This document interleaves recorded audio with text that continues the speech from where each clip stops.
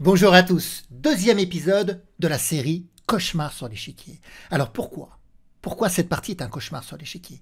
C'est ce que nous allons découvrir. Il faut savoir que le joueur qui joue avec les Blancs n'est autre que Nathanaël, qui était déjà à l'origine du premier épisode Cauchemar sur l'échiquier. Un épisode où il avait à un moment donné la dame en plus, il n'arrivait pas à gérer le tandem dame et cavalier à l'attaque. Si vous n'avez pas vu cet épisode, je vous invite à cliquer sur le lien ci-dessus. Et donc, pour la partie du jour, Nathanaël m'a renvoyé un cauchemar sur l'échiquier. Et d'ailleurs, dans cette partie, vous allez entendre la voix de Nathanaël, et quelques-unes de ses réflexions. Donc, il commence par E4. Nathanaël est un joueur à 1454 et il joue contre un joueur à 1576 dans la partie. C'est une partie jouée dans des conditions réelles, une partie en présentiel, une partie longue. Il y a du temps de réflexion. E5 est joué. Cavalier F3 attaque le pion central, cavalier C6 défend et fou B5, la partie espagnole. A6, alors on sait que le retrait en A4 est le coup principal de cette variante, mais il existe la variante d'échange, la prise en C6. C'était d'ailleurs une variante qu'affectionnait Bobby Fischer. Alors pour le choix de cette ouverture et comprendre les enjeux de cette partie, je vous propose d'écouter la voix de Nathanaël. Donc ce joueur-là, c'est pas que j'avais envie de le gagner, c'est que je mourrais d'envie de le gagner parce que ça fait 6 fois que je l'ai rencontré. Alors, une fois en partie longue et 5 fois en partie rapide de 15 minutes plus 5 secondes. Et le mieux que j'ai réussi à faire contre lui, c'était 2 matchs nuls en rapide. Les 4 autres parties, il m'a battu. Et c'était un joueur poisse. Tu sais, c'est un joueur où tu sais que tu peux le battre, mais tu n'y arrives pas. Et j'ai dit, c'est la 7e fois, ce soir, il faut que je le batte. C'est vraiment, ça m'a travaillé la tête pendant 2-3 jours, cette histoire. Je décide en plus le jour même de faire une ouverture que je n'ai jamais exercée. Je l'ai un peu vite fait, tu vois, j'ai entendu parler de cette ouverture, mais je l'ai jamais exercée, jamais fait des parties avec sur Internet. C'est l'espagnol avec l'échange directement, tu prends le cavalier directement. J'ai dit, il faut que je le surprenne avec cette ouverture parce qu'on a fait que des parties italiennes pratiquement. Alors qu'est-ce qui s'est passé avec cet échange en C6? La structure de pion s'est modifiée bien sûr, mais également le rapport matériel. Et il faut très bien comprendre que les Blancs viennent de se départir de leur fou de case blanche. Donc les Noirs ont une influence supérieure sur les cases blanches puisqu'ils sont les seuls possesseurs du fou de case blanche, ici le fou C8. Alors Nathanaël veut essayer d'entraver le fou C8 et il va commencer par jouer H3 pour éviter tous les problèmes liés à fou G4. Le coup principal c'est petit roc. Mais petit roc, il pourrait y avoir du coup le coup fou G4. Et sur H3 qui attaque le fou, les Noirs auraient la ressource, le petit piège H5. Et vous savez que dans ces cas-là, il ne faut surtout pas prendre le fou. Parce que si vous prenez le fou, eh bien, le pion reprend, attaque et chasse le cavalier en F3. Et si le cavalier en F3 part, vous comprenez, la dame arrive sur la colonne H, s'associe avec la tour en H8 dans une attaque de mat. Donc dans ces cas-là, quand les Noirs jouent H5, il ne faut pas prendre le fou tout de suite. Il faut jouer D3. On a souvent des coups comme cavalier D2, la tour vient en E1, cavalier F1, et attendre un moment opportun, un moment où on pourrait prendre le fou G4. D'ailleurs, si les Noirs se mettent à jouer des coups comme cavalier F6 ou fou E7, là on pourra prendre en G4, parce qu'il n'y aura plus l'arrivée rapide de la dame en H4. Donc ça, c'est un petit piège qu'il faut connaître. Donc on revient dans cette position, et là c'est H3 qui est joué. A noter que si Nathanaël prend le pion D4, les Noirs récupèrent tout de suite avec dame D4, attaquant le cavalier et le pion central, qu'on pourra prendre sur échec. Donc dans la position, c'est bien H3 qui a été joué par Nathanaël. Les Noirs jouent fou D6, ils défendent le pion E5. Par ailleurs, ce n'était pas nécessaire encore de le défendre. Les Noirs pouvaient jouer C5 pour prendre en étau la case D4. Et en cas de cavalier prend E5, on a toujours la ressource dame D4 qui attaque le cavalier et le pion. Donc il n'était pas nécessaire de défendre le pion E5 immédiatement. Mais fou D6 a eu lieu. Alors, les Blancs font petit roc. Les Noirs jouent cavalier E7, et comme les Noirs n'ont pas jugé bon de s'opposer à la poussée D4, eh bien Nathanaël, il exécute cette poussée en D4. Pion prend D4, dame prend D4 qui attaque le pion G7, petit roc. Et là, c'est un moment critique. C'est un moment critique parce que Nathanaël, vous comprenez, il sait qu'il est moins fort sur les cases blanches puisqu'il n'a pas le fou de case blanche. Mais il sait également qu'il est plus fort sur les cases noires, puisqu'il dispose d'une pièce supplémentaire pour jouer sur cette couleur, puisque le fou de case blanche, lui, par essence, ne pourra jamais jouer sur case noire, alors que Nathanaël a un cavalier supplémentaire qui lui peut autant jouer sur les cases blanches que sur les cases noires. Donc Nathanaël doit essayer de porter le jeu sur les cases noires. Et il a décidé de jouer B4. Alors pourquoi il joue ce coup en B4 ? Eh bien c'est principalement pour libérer la case B2, pour associer le fou à la dame sur la diagonale et essayer de mater en G7. Le problème c'est que ce plan est assez facile à bloquer par la poussée en F6. On aurait pu s'intéresser à la poussée en E5 qui attaque le fou qui est démuni de cases. Si on regarde bien, le fou n'a pas de cases. Et pourtant, les noirs ne perdraient pas la pièce sur cette poussée. Vous savez comment ? Vous pouvez mettre la vidéo sur pause si vous voulez trouver la ressource défensive des noirs. C'est toujours important d'ailleurs d'être fort aussi en défense, de trouver des coups d'attaque mais également des coups de défense. Alors ici, on pourrait s'intéresser à la poussée C5, mais la dame peut reculer et le fou n'aurait toujours pas de case. Non. Le bon coup, c'est cavalier F5.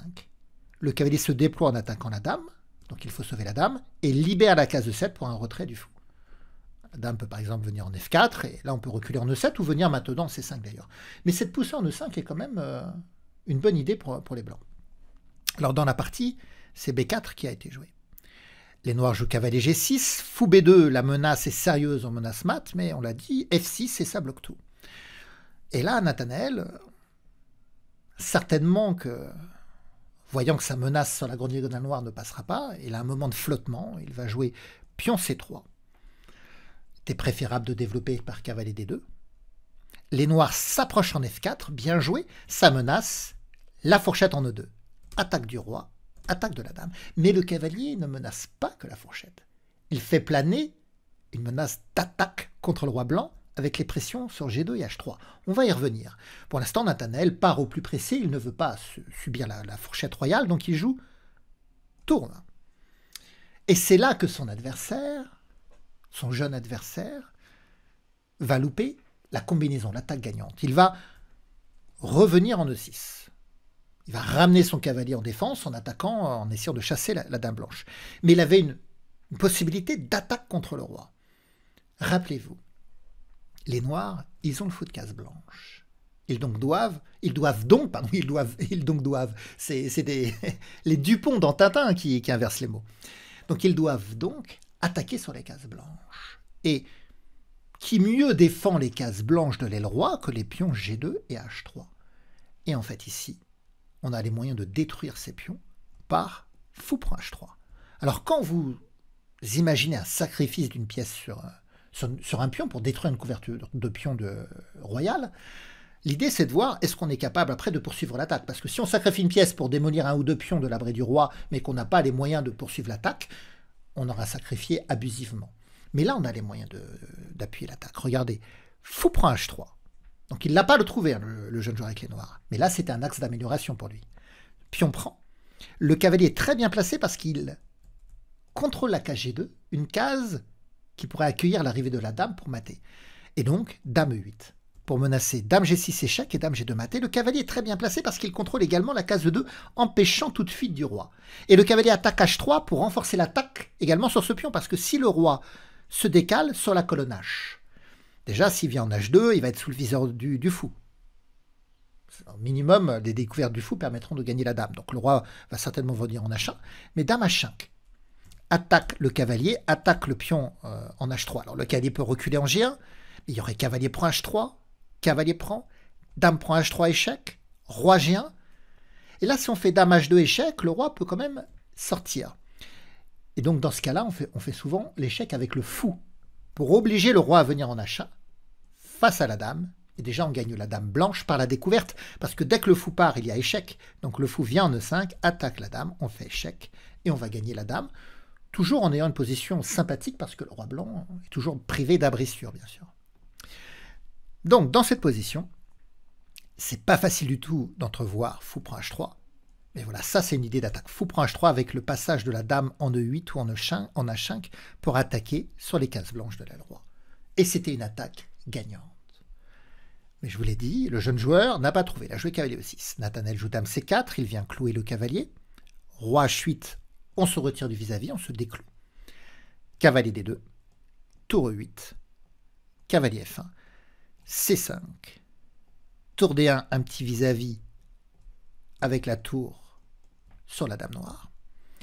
Prise en B4, prise en D4, la dame se retire du vis-à-vis et attaque B4, A3, A5, le combat fait rage, fou C3, prise en B4, fou D7. Et là, un très bon coup de Nathanaël. Rappelez-vous qu'il doit engager le combat sur les cases noires, et là, il le fait correctement. Il joue E5. Il va chercher à ouvrir cette diagonale.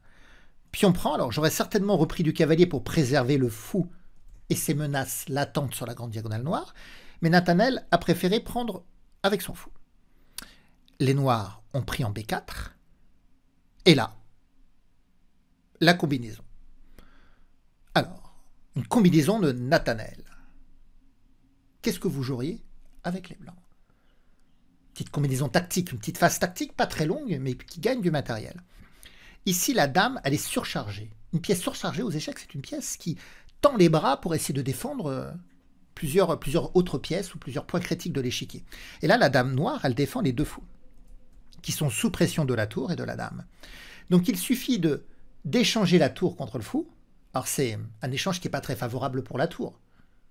Mais ça permet de dévier la dame pour ensuite gagner l'autre fou. Et si une tour contre un fou, c'est pas très intéressant, une tour contre les deux fous, c'est très intéressant. Donc dans cette position, Nathanaël, il a pris l'avantage au niveau des pièces.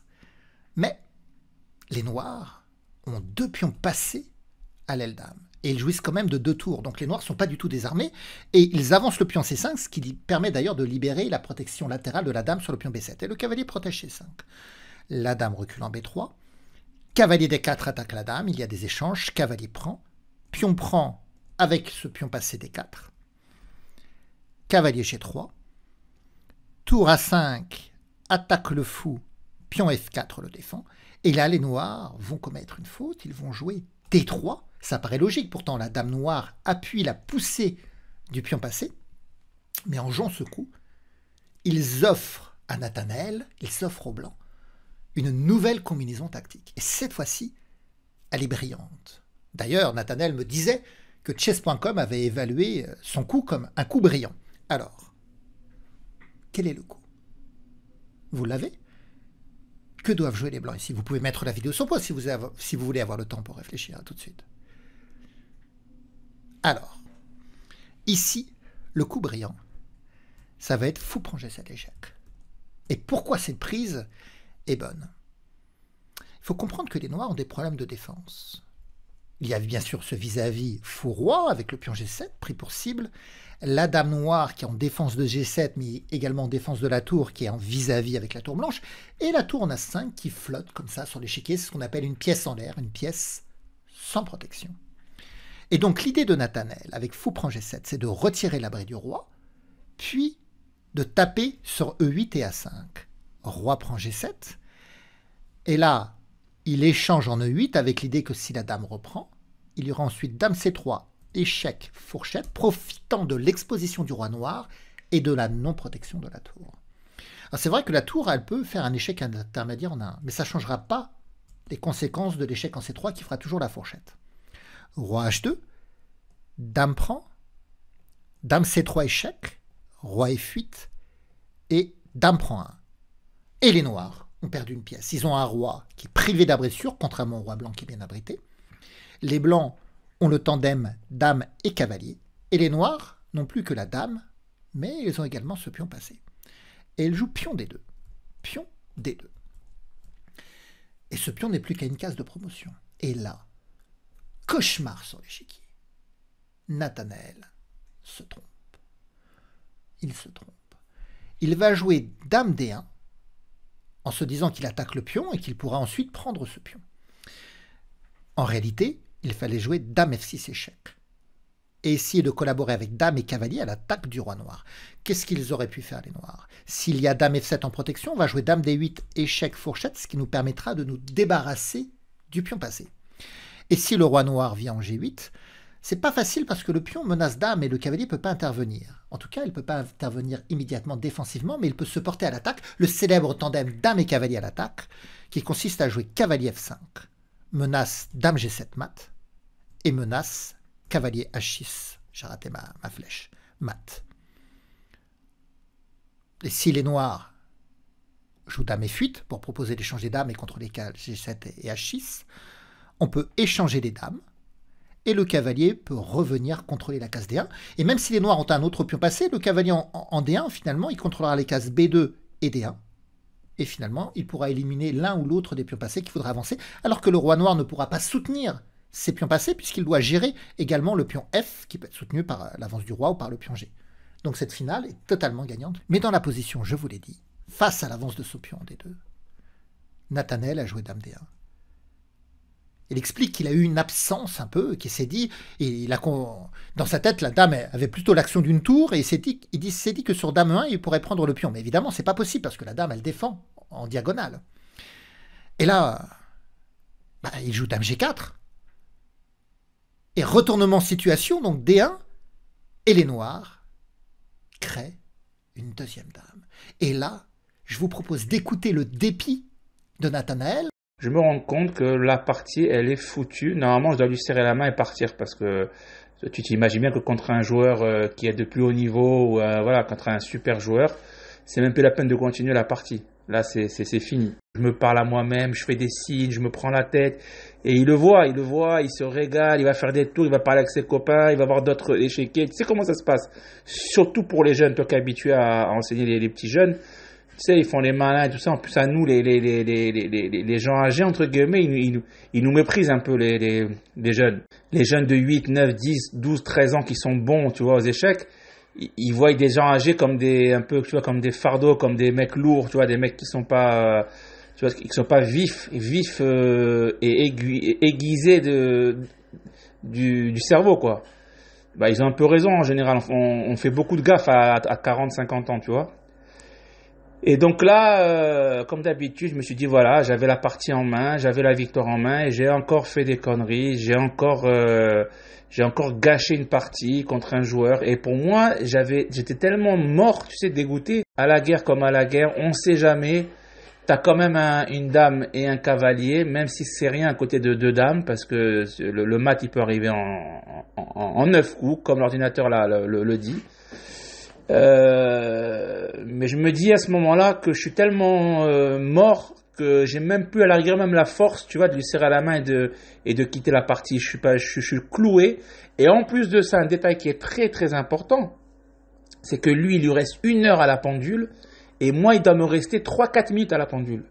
Ça veut dire qu'en plus, comme je suis pas bon en partie rapide ou en blitz, donc là, il faut que je prenne des décisions rapidement. Lui, il lui reste 1 heure à la pendule. Et là, la partie elle commence à se dégoupiller comme tu vas le voir. Alors Nathanaël n'abandonne donc pas.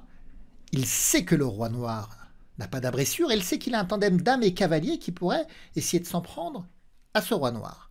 Mais le problème, c'est qu'il est sous la menace d'un mat en 1, dame G1, et comme il l'a dit, il a très peu de temps à la pendule. Quelques minutes contre plus d'1 heure. Donc, il va jouer dame F5 échec. Donc, roi E8. Et là, parmi tous les échecs, il va jouer dame H5. Dame H5. Et là, je vous propose de l'écouter à nouveau. Qu'est-ce qui se passe après ce coup dame H5? À la seconde même où je lui fais cet échec-là, je me rends compte qu'il a sa dame qui peut me manger ma dame. Et là, je me dis, et là, ça dure quelques secondes, mais en fait, c'est une éternité. Toi qui as eu l'habitude aussi de faire des parties en présentiel, tu te dis, il faut pas qu'il le voie. Parce que s'il le voit et qu'il me mange ma dame, là, à ce moment-là, c'est fini. Là, vraiment, je lui tends la main, je quitte la partie et je rentre chez moi et je pleure intérieurement. Et j'ai les jours à venir qui sont massacrés, quoi. Et là, pendant ces quelques secondes où je vois moi qu'il peut me manger ma dame avec sa dame, et je suis là, tu sais, j'ai le cœur qui bat à 200 à l'heure et je me dis pourvu qu'il le voie pas, tu vois. Et lui, et moi maintenant, je sais comment le joueur réagit dans sa tête parce que moi-même, j'ai fait ça dans le première partie sur le cauchemar sur l'échiquier où j'avais l'avantage avec madame, où je pouvais faire un carnage et lui manger toutes ses pièces petit à petit. Mais comme j'étais excité, tu vois, le surplus d'émotions où tu sais que tu vas gagner la partie parce que tu es en avantage sur l'adversaire. Donc en fait, tu es fixé sur ton plan de jeu sans te rendre compte en fait que chaque mouvement, chaque bougement de pièces Chaque nouveau coup, c'est une position nouvelle sur l'échiquier. Et en fait, tu ne réagis plus avec une tête froide, avec un sang froid. Tu es trop bouillant.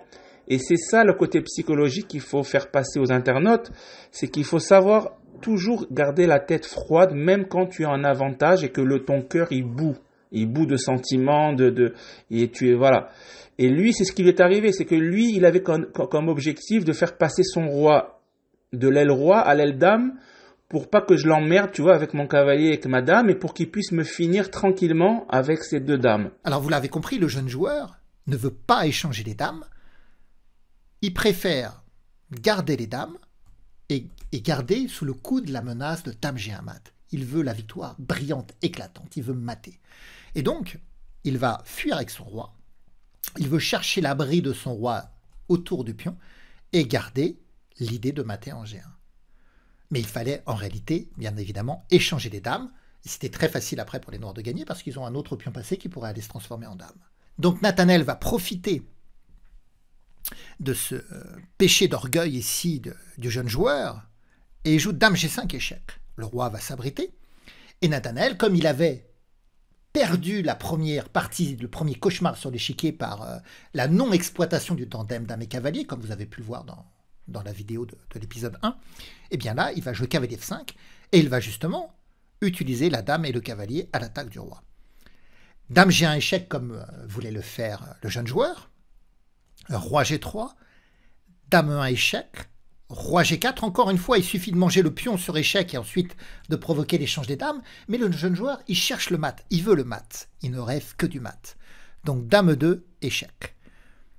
Roi H4, dame E1 échec, il va à la pêche au gros, il veut le mat. Le problème, c'est que les blancs se configurent ici défensivement et on n'a pas le mat. Alors, roi B8 a été joué, dame D8 échec, roi A7, dame D7, dame D4 échec, pardon, roi A6 et cavalier D6, le tandem dame et cavalier.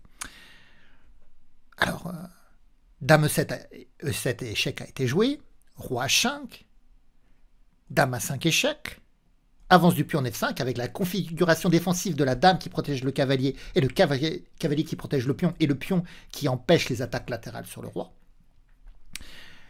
Dame C7 a été joué, dame D3 échec, et là, il ne faut pas se tromper. Il ne faut pas se tromper avec le roi, parce que le tandem dame et cavalier, ça peut faire des dégâts. Si le roi vient en A7, cavalier B5, fourchette roi-dame. Si le roi vient en B6, c'est cavalier C4 ici, fourchette roi avec l'autre dame. Donc il y a des fourchettes royales un peu dans tous les sens. Donc le jeune joueur, pour se préserver de l'échec, il joue B5. Il joue B5. Et là, dame D5 a été jouée avec l'idée de débarquer en A8. Et j'attire votre attention que lorsqu'un roi n'a pas d'abri, lorsqu'il est mal caché, et qu'il est aux prises avec une dame, même s'il a deux dames autour de lui, ça peut provoquer des matchs nuls. Je vais vous montrer une position thématique, théorique. Regardez. Voilà, regardons cette position où les noirs ont deux dames contre une. Eh bien, les blancs peuvent jouer dame C6 échec, et les noirs ne gagneront pas par l'absence d'abri du roi. Par exemple, dame B7, dame A4 échec. Si la dame revient, on peut revenir en C6, donc on va changer, on va mettre l'autre dame. Dame E8 échec. Alors, cette dame vient là, mais en fait, dame C6 échec, et on n'arrête pas de trouver des échecs. Les noirs n'ont pas les moyens d'empêcher l'échec perpétuel et donc le match nul. Alors, je reviens à la partie. Ici, les noirs, c'est un peu différent parce qu'ils ont également la possession d'un pion. Mais les blancs, ils ont un cavalier. Ça veut dire que les blancs, ils peuvent chercher à faire des fourchettes royales, mais ils peuvent aussi parfois chercher à échanger le cavalier contre le pion si ça le permettrait de faire des échecs perpétuels après avec la dame. Pour l'instant, c'est pas possible. En réalité, pour l'instant, les noirs sont toujours gagnants. Mais la moindre faute, la moindre faille va renverser la position. Donc, dame B6 a été jouée, dame A2 échec, dame A5, dame D5 revient. Vous voyez la galère pour le jeune joueur qui n'a pas voulu échanger les dames tout à l'heure, qui n'a pas voulu simplifier la position et gagner tranquillement. Il voulait le mat, mais maintenant, ça s'est retourné contre lui. Donc, roi B6 a été joué. Et là, G4. Un petit coup d'attente et on protège. Et là, ça va être la gaffe du jeune joueur. La gaffe. Vous comprenez? Dans la partie, il a avancé le pion en B4. Ce qui va donner la possibilité de caler C4 et la fourchette Roi-Dame. Mais les coups n'étaient pas si faciles à trouver. Par exemple, si les noirs jouent Dame C5, proposent d'échanger Dame, là c'est Dame B7. Incroyable d'ailleurs cette position de mat. Regardez cette position picturale de mat. Avec le cavalier qui protège la dame et le roi et les deux autres dames là. C'est incroyable quand même. Alors vous allez me dire, oui mais Dame C5 ça va pas, on va faire Dame C6. Mais Dame C6 il y aurait Dame D4 échec. Et si la dame revient en C5, on peut échanger les dames et trouver cavalier B7, fourchette encore, qui permet encore au blanc d'éliminer la dame noire et de faire une promotion du pion F. Donc vous voyez, c'est pas évident en réalité. Les noirs sont quand même gagnants, ils peuvent être plus précis. Par exemple, ici, je pense qu'il faut jouer quand même Dame C6 et sur Dame D4 échec, il ne faut pas interposer la dame, il faut par exemple aller en A6. Voilà, quelque chose comme ça. Mais il faut y aller très prudemment. Dans la partie, B4 a été joué. Cavalier C4 fourchette, Roi A6. Et là, on échange. Dame prend, cavalier prend, Roi prend. Et c'est la course pour de nouvelles dames. Il y avait déjà eu 3 dames sur l'échiquier, il va y en avoir 2 supplémentaires, 5 dames dans la partie. Et c'est la course F6, une course dans laquelle les blancs sont doublement avantagés. Ils sont les premiers à faire dame. Et le problème, lorsqu'on fait dame sur une colonne adjacente à la colonne du contour, si le roi est sur le bord, sur le contour de l'échiquier, eh bien, il va se prendre un échec pour le forcer à revenir sur la colonne adjacente, sur la colonne B, et après, il va y avoir dame B8, enfilade, qui gagne la dame noire. Le joueur avec les noirs, le jeune joueur avec les noirs, abandonne, dépité, très déçu. Alors, qu'en avez-vous pensé de cette partie, de cette deuxième partie du cauchemar de l'échiquier? N'hésitez pas à me laisser des commentaires, et pourquoi pas à m'envoyer vos propres cauchemars sur l'échiquier. Il faut avoir un peu d'humour, un peu de dérision, même des cauchemars sur l'échiquier qui sont contre vous, contre l'adversaire, c'est toujours assez distrayant, c'est rafraîchissant un petit peu. Voilà, vous pouvez me laisser des commentaires, partager la vidéo, mettre des pouces, bref, me soutenir la chaîne. À bientôt, au revoir à tous.